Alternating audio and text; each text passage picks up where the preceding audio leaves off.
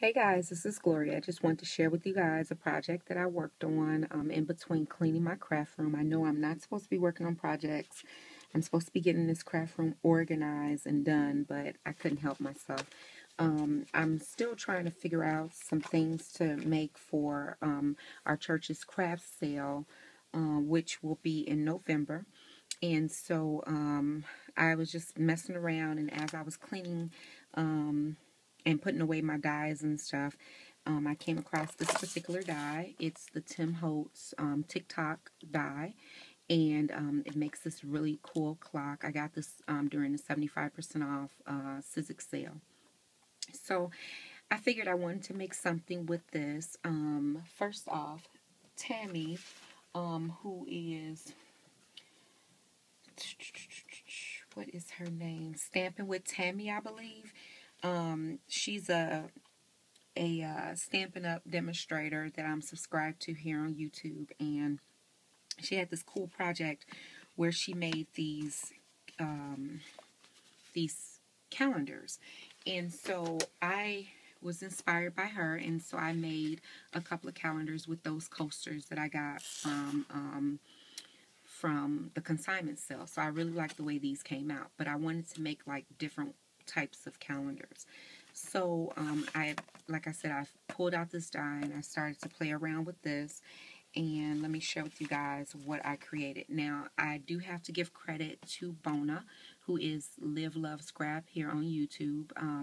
She made a stand-up frame, I think, out of the same die, and I kind of took that inspiration and I made it my own. And so what I did was I took one 8.5 by 11 piece of chipboard, and I cut that in fours, and I ran, well, first off I glued this pretty paper from the Kirby Teasdale Studio paper pack. This one here, I love this paper. It's so pretty.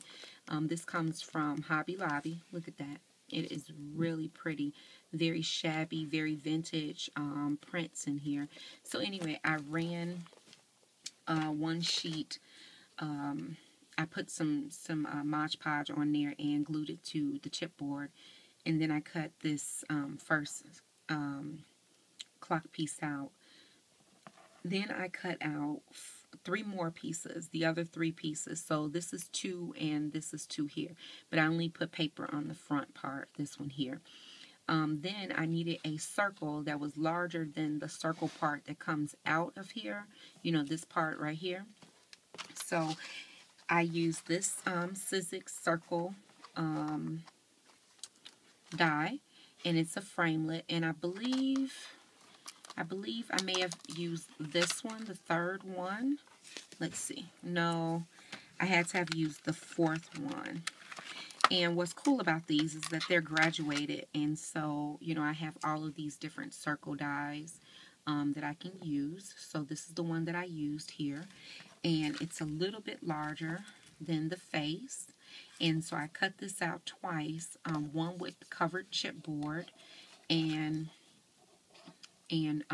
one without, which is, you can't see it, but it's on the back side of the chipboard right here. So I cut 2 circles out, and then the rest of these circles in here are actually the insides of each one of these die cuts, if that makes sense. So like this right here is the inside of this die cut here, and so I just used that one on the very back to give the back some prettiness, so it wouldn't be just plain chipboard on the back. And to put these together, what I did was I glued these two together.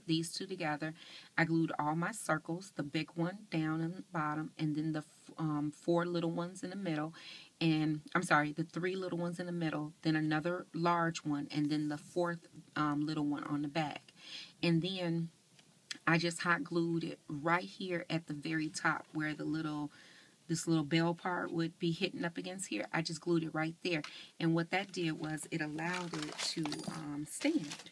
So I have a little stand. Now, Bona does hers, I think, a little bit differently than this, but it worked for me, so I like this. Now, this is just the first one that I created. And, oh, and this calendar, I got this from blankcalendars.com, and I just cut these out. I believe the measurement was 2 and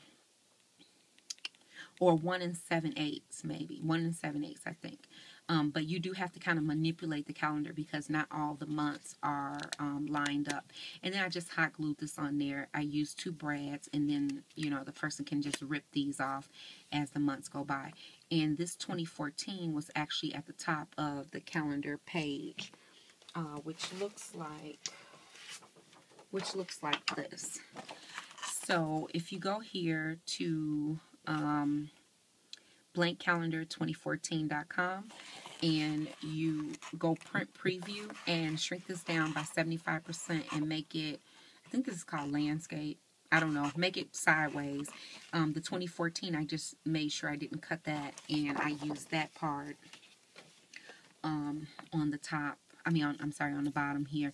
And then these are just some flowers from my stash. So that is my little clock, calendar clock that stands up, and it can be used on the desk. So I really like these. So I'm going to make a couple of more for the craft fair. Let me know, guys, what you guys think.